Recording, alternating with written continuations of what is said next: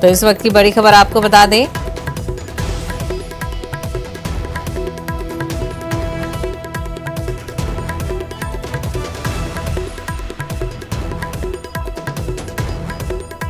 दारा सिंह चौहान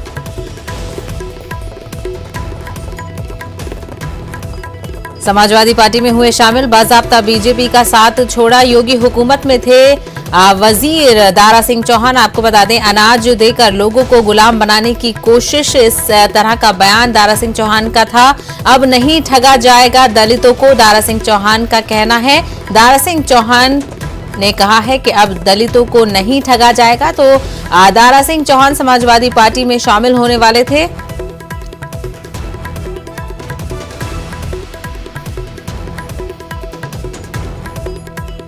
करके जिस तरीके से हम कहते थे धरती पुत्र मुलायम सिंह को, जिसने कभी ने झुकना सीखा उसका नाम मुलायम सिंह है। उसी मुलायम सिंह की विरासत की बुनियाद पर खड़े होकर के जो नए विजन के साथ उत्तर प्रदेश और देश की सियासत को आगे बढ़ाना चाहते हैं, उनके साथ मिलकर के हम उत्तर प्रदेश की सियासत को बदल करके भारी बहुमत से, माननीय अखिलेश यादव जी ने जो कहा 400 सीट का, शायद गफलत में मत रहिएगा। जिस तरीके से मैंने कहा 85 तो पूरा का पूरा है ही, 15 में बंटवारा है और आने वाले दिन में सारे लोग इस विजनरी नेता के साथ जुड़ करके उत्तर प्रदेश की सियासत को बदलना चाहते हैं। मैं माननीय अखिलेश यादव जी को चूंकि समय की कमी के नाते मैं अपनी बात को समेटते हुए माननीय अध्यक्ष जी को भरोसा दिलाना चाहता हूं कि माननीय अध्यक्ष जी, आने वाले दिन में जहां भी जिम्मेदारी देंगे, केवल चौहान समाज नहीं, सारे पिछड़े समाज के लोग, सारे पिछड़े के समाज के लोग लामबंद होकर के, सारे दलित समाज के लोग, सारे नौजवान जो अपने रोजगार के लिए सड़कों पे घूम रहा है, आज लाठी खा रहा है, वो सारे किसान जो जाड़े कर रात में जिन्हें अपने घर में रहना चाहिए, चारपाई लेके फसल की रखवाली जानवर से करा, सारे लोग लामबंद हो गए हैं। और आने वाले दिन में दुनिया की कोई ताकत नहीं है, चाहे विरोधी कितने भी साजिश कर ले। मैं कहता हूं ये तूफान जो उठा उत्तर प्रदेश में, ये तूफान को रोकने वाला नहीं है। ये तूफान सुनामी बन करके उत्तर प्रदेश में समाजवादी पार्टी के राष्ट्रीय अध्यक्ष माननीय अखिलेश यादव जी के नेतृत्व में जो बदलाव चाह रहा है सरकार बनाने का, आने वाले दिन में देश में बदलने का संकेत देने जा रहा है। इन्हीं सारे शब्दों के साथ पुनः आप तमाम साथियों का, बहुत सारे लोगों को बाहर रोक दिया गया लखनऊ के बाहर, मैं कहना चाहता हूं आज पूरे प्रदेश में ये संदेश जा रहा है कि जिस तरीके से पिछड़े दलित नौजवान किसान साथ मिलकर के अपने विजनरी नेता नए विजन के साथ जो उत्तर प्रदेश की सियासत को आगे ले जाना चाहते हैं, जिसकी जितनी संख्या भारी उसके हिस्सेदारी के तहत मैं दिल से कहना चाहता हूं, ये कहने के बाद आज सारे नेता जो माननीय अखिलेश यादव जी को नजदीक से एक बार भी मिले होंगे, उनके मिजाज को समझते होंगे, उनकी विजन को समझते होंगे। सारे लोग तड़फड़ा रहे हैं कि उत्तर प्रदेश में कितनी जल्दी सरकार बना करके नए प्रदेश की सरकार नए तरीके से किस तरीके से विकास करेंगे और देश में नए बदलाव के संकेत देने वाले हैं। इन्हीं सारे शब्दों के साथ मैं पुनः आप तमाम साथियों का, जो मेरी बात पूरे प्रदेश के कोने कोने सुन रहे हैं, सभी लोगों को मैं धन्यवाद देना चाहता हूं, जो बड़े पैमाने पे हजारों हजार की संख्या में आज सड़कों पे समाजवादी पार्टी की सदस्यता लेने के लिए घूम रहे हैं। सारे लोगों को बाहर और बिल्कुल, तो आपने देखा दारा सिंह चौहान जो बीजेपी के लीडर थे, उन्होंने समाजवादी पार्टी में शमूलियत इख्तियार कर ली है। वहीं उत्तर प्रदेश में इंतखाबी तारीखों के ऐलान के बाद से पार्टियों में टिकटों को लेकर रसाकशी शुरू हो गई है। इसी दौरान अलीगढ़ के आदित्य ठाकुर ने समाजवादी पार्टी के दफ्तर के बाहर खुद पर पेट्रोल छिड़ककर खुदकुशी करने की कोशिश की। दरअसल वो अलीगढ़ के छर्रा से इंतखाबी टिकट न मिलने पर नाराज थे। पुलिस ने उन्हें किसी तरह बचा लिया। वहीं समाजवादी पार्टी ने इस शख्स को पार्टी कारकुन मानने से इनकार कर दिया है। किसको टिकट दे दिया? किसको दे दिया टिकट? वहाँ से आपका नाम क्या है? टिकट मांग रहे थे आप? विधानसभा 74 छर्रा से जिला ठाकुर आदित्य जुनूनिया ठाकुर स्टेट से हम लोग 5 साल से पार्टी के लिए जमीन पे खूब काम किया हमने। कौन सा जिला? हमारे पास हजारों अलीगढ़ में विधानसभा 74 छर्रा। किसको टिकट दे दिया? किसको दे दिया टिकट? वहाँ से आपका नाम क्या है? ठाकुर आदित्य जुनूनिया समाजवादी। किसको? ठाकुर आदित्य आगे के जुर्मी किसको मिल गया टिकट वहाँ से? वो आईडी नीचे करो यार, सीटें मुंह में चला गया, थूक लो, मुंह में चला गया पेट्रोल, थूक लो। विधायक थे। अरे अब बस हटाओ, रुक जाइए, उल्टी हो जाएगी। रुक 2 मिनट के लिए भैया, रुक जाइए। बस ये मैं ये आत्महत्या करूँगा, हर हालत में करूँगा, आप रोक लो। भाजपा के एजेंट थे और इस यह व्यक्ति ना तो पूर्व विधायक था, ना ही इसको कभी जो है टिकट की घोषणा हुई थी। यह एक जो है सोची समझी रणनीति के तहत आया है, कह रहा है कि टिकट कट गया है, जब इसको कभी टिकट मिला ही नहीं था, ना टिकट की घोषणा हुआ, तो टिकट कटा कब? तो ये आवेदक था क्या ये? जी, तो आवेदक भी नहीं है, ना इसकी रसीद कटी है, ना ये पार्टी का जो है आजीवन सदस्य है, और ना ही पिछले बार कभी एमएलए रहा है, ना एमपी रहा है। विधानसभा से मांग रहे थे टिकट? ये छर्रा से कह रहा है, लेकिन ये जो है ना तो अप्लाई किया था, नहीं हमारी नीतियों के तहत है, ना ये समाजवादी पार्टी का जो है सक्रिय सदस्य है, ना ही समाजवादी पार्टी का आजीवन सदस्य है, ना ही समाजवादी बुलेटिन का हमारा सदस्य है, ना ये कभी जो है टिकट मांगा था, ना इसको कभी घोषणा हुई। तो जब कभी टिकट मिला ही नहीं तो टिकट तो कट नहीं सकता ना। लखनऊ में बीजेपी की प्रेस कॉन्फ्रेंस हुई, जिसमें साबिक आईपीएस अफसर असीम अरुण बीजेपी में शामिल हुए हैं। इस मौके पर मरकजी वजीर अनुराग ठाकुर ने समाजवादी पार्टी को सख्त तनकीद का निशाना बनाया। उन्होंने कहा कि जो फसाद बर्पा करते हैं वो एसपी में शामिल होते हैं और जो दंगाइयों को सबक सिखाते हैं वो बीजेपी से जुड़ते हैं। लेकिन असली सवाल ये खड़ा होता है कि समाजवादी पार्टी में वो जाते हैं जो दंगा करते हैं, भारतीय जनता पार्टी में वो शामिल होते हैं जो दंगइयों को पकड़ते हैं। सपा के समाजवाद का असली खेल या तो प्रत्याशी को जेल या फिर बेल। और आप नाहिद हसन को देखेंगे जो उनका प्रत्याशी नंबर 1 है समाजवादी पार्टी का, वो जेल में है। उनका दूसरा एमएलए अब्दुल आजम वो बेल पर है, एक जेल में एक बेल पर। सूची देखेंगे तो शुरुआत जेल वाले से होती है और अंत इनकी सूची का होगा तो बेल वाले पर होगा। ये जेल बेल का खेल ये समाजवादी पार्टी का असली खेल। आज समाज के सामने, उत्तर प्रदेश के सामने स्पष्ट हुआ है कि भारतीय जनता पार्टी में साफ ईमानदार छवि के अधिकारी आ रहे हैं और समाजवादी पार्टी में दंगा करने वाले दंगई, कईयों के खून से रंगे हुए हाथ वैसे जा रहे हैं। साबिक आईपीएस अफसर असीम अरुण बीजेपी में शामिल हो गए हैं। उसके बाद उन्होंने न्यूज 18 से खास बातचीत की।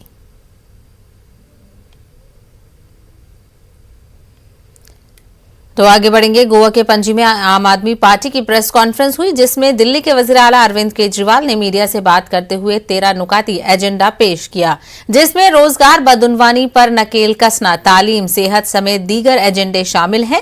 अरविंद केजरीवाल ने कहा कि आजाद भारत की तारीख में सबसे ईमानदार पार्टी आम आदमी पार्टी है, जिसका सर्टिफिकेट वजीर आजम नरेंद्र मोदी ने भी दिया है। आज़ाद हुआ तब से लेके आज तक 15 साल बीजेपी का राज रहा, 15 साल एमजीपी का राज रहा, 25 साल कांग्रेस का राज रहा। तो आज गोवा की जो हालत है उसके लिए ये सारी पार्टियां जिम्मेदार हैं। आज गोवा में यूथ की जो हालत है, आज गोवा में बेरोजगारी का जो आलम है, आज गोवा में जो इतना ज़्यादा करप्शन है, उसके लिए सारी पार्टियां जिम्मेदार हैं। इसीलिए आम आदमी पार्टी एक फ्रेश होप के रूप में सामने आई है।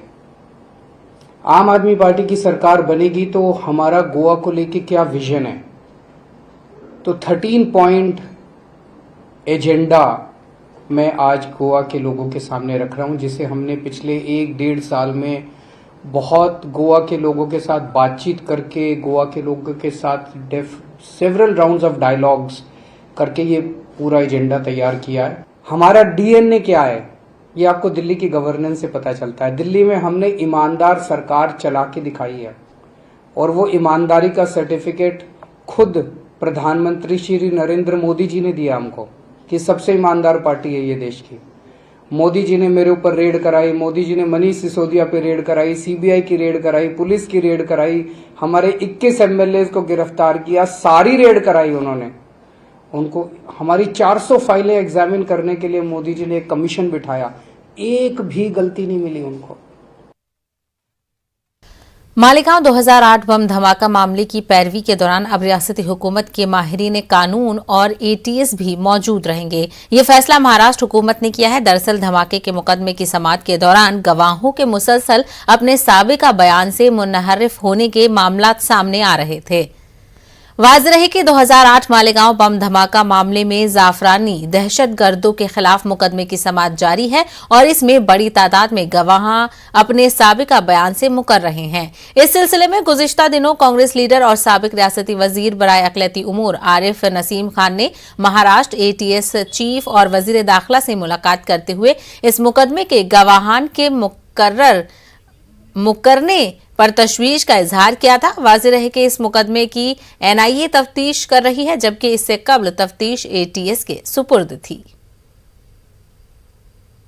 पिछले दिनों राज्य के गृह मंत्री श्री दिलीप वलसे पाटिल जी से बात की थी हमने, और एटीएस चीफ से भी परसों मुलाकात करके हमने मांग की थी कि मालेगांव ब्लास्ट केस के जो आरोपी हैं उनको एनआईए पर दबाव डालकर कहीं न कहीं बचाने की एक कोशिश और साजिश हो रही है, और महाराष्ट्र एटीएस और महाराष्ट्र सरकार को बदनाम करने की जो कोशिश है उसको रोकने के लिए एटीएस की तरफ से कोर्ट में जो ट्रायल चल रहा है फेयर और सही ट्रायल हो, उसके लिए एटीएस ने अपना वकील खड़ा करना चाहिए। और एटीएस के जो 2008 में मालेगांव ब्लास्ट केस में जो आईओ थे, ऑफिसर थे, अधिकारी थे, उनकी नियुक्ति करनी चाहिए ताकि सही तरह से इस केस की पैरवी हो सके और जो दोषी हैं उनको शिक्षा दिलाई जा सके और महाराष्ट्र पुलिस को बदनामी से बचाया जा सके।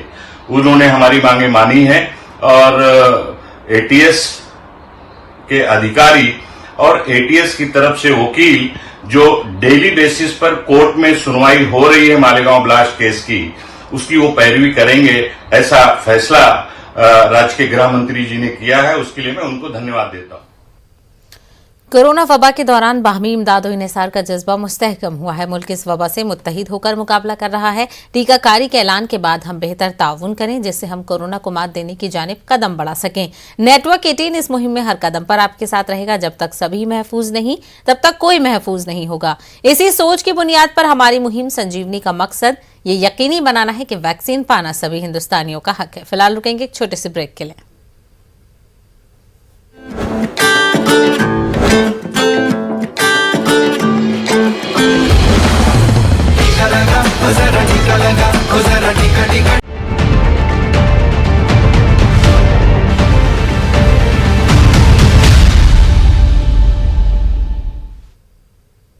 ब्रेक के बाद आपका खैर मकदम है। साबिक कांग्रेस लीडर इमरान मसूद एसपी में शामिल होने के बाद अब ये भी खबरें आ रही हैं कि टिकट न मिलने पर वो बीएसपी में शामिल हो सकते हैं। इस हवाले से कांग्रेस लीडर प्रमोद कृष्णन ने न्यूज 18 से खास बातचीत की। ना घर के रहे ना घाट के, हम बात करते हैं इमरान मसूद की, जिन्हें सपा से टिकट नहीं मिला। और एक बार फिर से आचार्य प्रमोद कृष्णन जी से हम बात करते हैं। आचार्य जी, हमने पहले भी आपसे बात की थी इमरान मसूद को लेकर। पश्चिम यूपी के बड़े नेता हैं, कांग्रेस पार्टी में थे, सपा पार्टी ज्वाइन करी, लेकिन टिकट नहीं मिला। किस नजरिए से आप इसे देखते हैं? देखिए, मुझे नहीं मालूम है कि क्या हुआ है, लेकिन अभी तो उनके जाने की चर्चा थी। समाजवादी पार्टी में जाने से पहले वो वापस लौट आएंगे, ये तो किसी ने तसव्वुर भी नहीं किया था। ये तो इस तरह की बात है कि निकाह होने से पहले ही तलाक हो गया। मगर मुझे कुछ इसकी खास खबर नहीं है। आप बता रहे हैं कि इमरान मसूद जी वहां से वापस लौट गए हैं, तो ये तो जब पब्लिक डोमेन में बात आएगी तो इस पे तभी बात की जा सकती है। कांग्रेस ने हमेशा सुख दुख में साथ दिया, बसपा की ओर कदम बढ़ा रहे हैं। सपा से उनका समझ लीजिए कि टिकट नहीं हुआ है। आखिरकार अखिलेश यादव ने टिकट नहीं किया, वो उनके ऊपर की बात है, जो भी है। लेकिन आप एक बड़े नेता हैं, प्रियंका गांधी के राजनीतिक सलाहकार भी हैं, वरिष्ठ कांग्रेस नेता हैं। आप किस नजरिए से देखते हैं कि पश्चिम यूपी में कांग्रेस किस तरह आगे बढ़ेगी? इमरान मसूद जी नहीं है इस बार। देखिए, इमरान मसूद साहब की जो इज्जत, जो सम्मान, जो उनके परिवार का ऑनर कांग्रेस पार्टी के अंदर था, जो उनका रुतबा कांग्रेस में था, वो किसी और पार्टी में उन्हें नहीं मिलेगा, ना मिल सकता है। और जहां तक सवाल है अखिलेश यादव जी का, तो अखिलेश यादव जी को ये लगता है कि उत्तर प्रदेश का सारा मुसलमान उन्हें वोट दे रहा है। तो जब उन्हें पता है कि सारा मुसलमान वोट दे रहा है, तो वो किसी भी मुसलमान नेता को तवज्जो नहीं देंगे। इसीलिए मुझे लगता है कि वो इमरान मसूद साहब का जो कद है, उनके कद के अकॉर्डिंगली उनकी इज्जत अफजाई नहीं की गई है। जिस ढोल नगाड़े से उनका स्वागत होना चाहिए वो नहीं किया गया। तो उसके पीछे मैं यही मानता हूँ कि उन समाजवादी पार्टी को लगता है कि सारा उत्तर प्रदेश का जो मुस्लिम वोट है वो उन्हें वैसे ही उनकी झोली में मिल रहा है।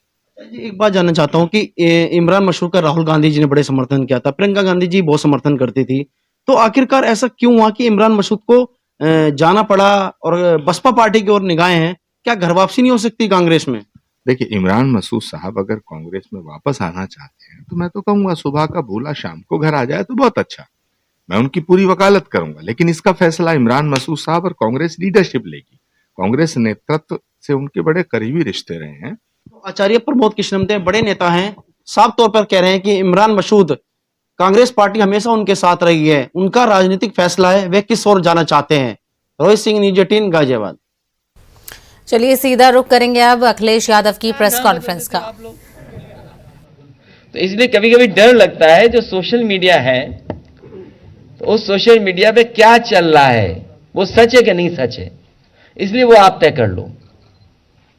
लेकिन समाजवादी सरकार में पहली बार बर्ड फेस्टिवल का आयोजन किया गया, चंबल के किनारे किया गया, और दुनिया के बड़े बड़े देशों से लोग आए, बड़ी संख्या में लोग आए।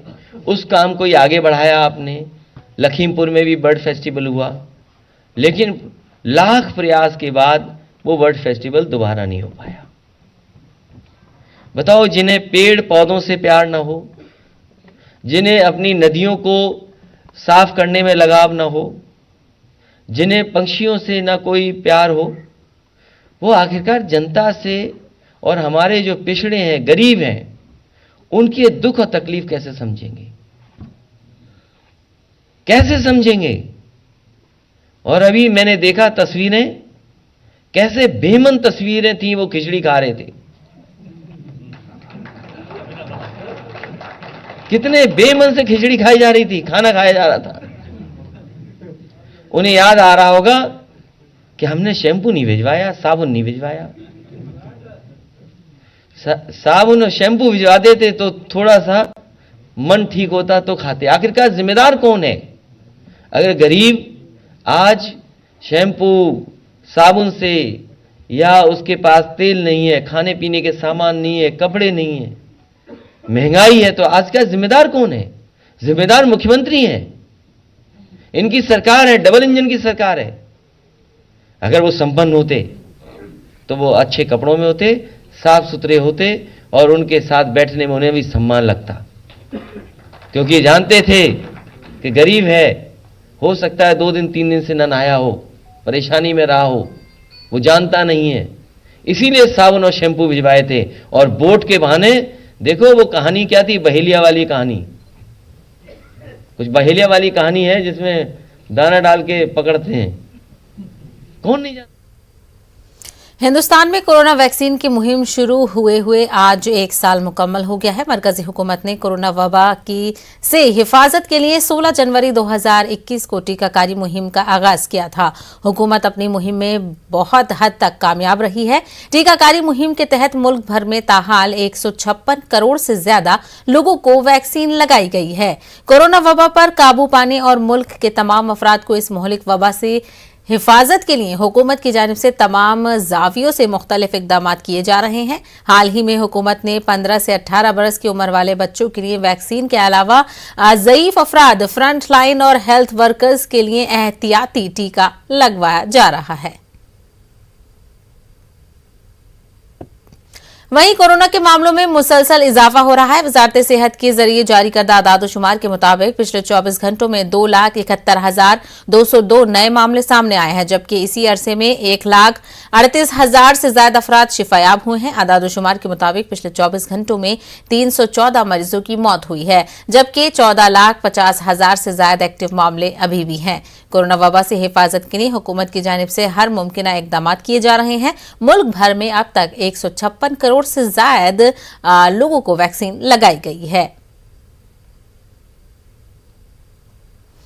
उत्तर प्रदेश के वजीर आला योगी आदित्यनाथ ने लखनऊ में वाक़े केजीएमयू अस्पताल का दौरा किया। लखनऊ में कोरोना केसेस के बढ़ते असरात के पेश नजर उन्होंने तशवीश जाहिर की है। वजीर आला योगी ने बताया कि इस मामले में एक कमेटी तश्कील दी जाएगी जो लखनऊ में कोरोना केसेस में मुसलसल इजाफे से मुतालिक रिपोर्ट पेश करे, जिसके बाद हुकूमत की जानिब से हुकूमत हिकमत अमली तैयार करेगी। केजीएमयू का आज मैं यही निरीक्षण करने के लिए आया हूं, क्योंकि प्रदेश के अंदर सबसे अधिक कोविड पॉजिटिव मामले लखनऊ में आ रहे हैं, राजधानी लखनऊ में आए हैं। एक्टिव केस भी सर्वाधिक लखनऊ में हैं। तो स्वाभाविक रूप से राजधानी लखनऊ में इन कारणों को जानने के लिए हम लोगों ने एक एक्सपर्ट कमेटी भी बनाई है, जो एक्सपर्ट कमेटी एसजीपीजीआई के डायरेक्टर, केजीएमयू के वीसी और अन्य इस फील्ड से जुड़े हुए विशेषज्ञ इस दिशा में अपनी रिपोर्ट राज्य सरकार को देते हैं और राज्य सरकार फिर उसके अनुरूप निर्णय लेकर के आईसीएमआर और भारत सरकार की गाइडलाइन का पालन करते हुए प्रदेश के अंदर उस प्रकार की अपनी रणनीति बनाती है। तेलंगाना में कोरोना वायरस के 1963 नए केसेस दर्ज हुए हैं। पिछले 24 घंटों के दौरान रियासत भर में 53,000 से ज्यादा अफराद का कोरोना टेस्ट किया गया, जिसमें से 1963 अफराद कोरोना से मुतासिर पाए गए हैं। वहीं कल कोरोना से तेलंगाना में 2 मरीजों की मौत हो चुकी है। ग्रेटर हैदराबाद के हुदूद में सबसे ज्यादा 1075 नए केसेस दर्ज हुए हैं। महकमा सेहत के अहदेदारों ने बताया कि रियासत भर में एक्टिव केसों की तादाद 22,000 से ज्यादा है। तेलंगाना में तालीमी इदारों की तातीलात में इजाफा कर दिया गया है। रियासत में कोरोना के बढ़ते केसों को देखते हुए तेलंगाना हुकूमत ने तालीमी इदारों को 30 जनवरी तक की तातीलात का ऐलान कर दिया है। वाज़ेह रहे कि तेलंगाना में 8 जनवरी से 16 जनवरी तक संक्रांति तातीलात का ऐलान हुआ था। कल से तालीमी इदारे खुलने वाले थे। रियासत में कोरोना के बढ़ते केसों और महकमा तालीम की जानिब से तातीलात में इजाफे की गुजारिश के बाद हुकूमत ने यह फैसला लिया है। तातीलात में इजाफे से मुतालिक चीफ सेक्रेटरी सोमेश कुमार ने अहकामात जारी कर दिए हैं। 30 जनवरी को बाबा कौम महात्मा गांधी की यौम शहादत के मौके पर सर्वधर्म संसद प्रोग्राम मुनक्किद किया जाने वाला है। ये सर्वधर्म संसद धर्म संसद की तरह नहीं होगा, जिसमें मुस्लिम तबके और गांधी जी के खिलाफ इश्तियाल अंगेजी की गई, बल्कि इस सर्वधर्म संसद में तमाम मज़ाहिब के एहतराम, अमन व अमान, रवादारी और अदम तशद्दुद का पैगाम दिया जाएगा। मुंबई में मंत्रालय के करीब में वाक़े गांधी जी के मुजस्समे के पास इस प्रोग्राम का इनेकाद अमल में लाया जा रहा है। इस मौके पर अंबेडकर के मुजस्समे से गांधी जी के मुजस्समे तक पैदल अमन मार्च भी किया जाएगा। वाज़ेह रहे कि गुज़िश्ता साल 17 ता 19 दिसंबर को हरिद्वार में एक मजहबी फिरके के चंद अफराद की जानिब से धर्म संसद प्रोग्राम मुनक्किद किया गया था, जिसमें मुसलमानों और बाबा कौम महात्मा गांधी के खिलाफ नफरत अंगेज तकरीर की गई थी। इसके जवाब में सर्वधर्म संसद नाम से इस प्रोग्राम का इनेकाद अमल में लाया जा रहा है। आंध्र प्रदेश के आत्माकोर वाकई में पुलिस बेकसूर अफराद को गिरफ्तार कर रही है। बीती रात पुलिस ने गौसिया बी के मकान में दाखिल होकर एक नौजवान को गिरफ्तार कर लिया है, जिसका इस वाकये से कोई ताल्लुक नहीं है। बेकसूर अफराद की गिरफ्तारियों से इलाके में खौफ का माहौल है। गौसिया बी ने बताया कि उनका बेटा बेकसूर है। पुलिस उनकी एक नहीं सुन रही है। 8 ता 10 पुलिस जवान बगैर खातून कांस्टेबल के रात में घर में दाखिल होकर घर की तलाशी ली और वालिदैन को धमकी दी। मुतासरा खातून ने बताया कि पुलिस असल मुलजिम श्रीकांत रेड्डी को छोड़कर बेकसूर अफराद को गिरफ्तार कर रही है। गौसिया बी ने रियासती हुकूमत और पुलिस से उनके बेकसूर बेटे की रिहाई का मुतालबा किया है। खबरनामे में फिलहाल इतना ही। दीजिए इजाजत। आदाब।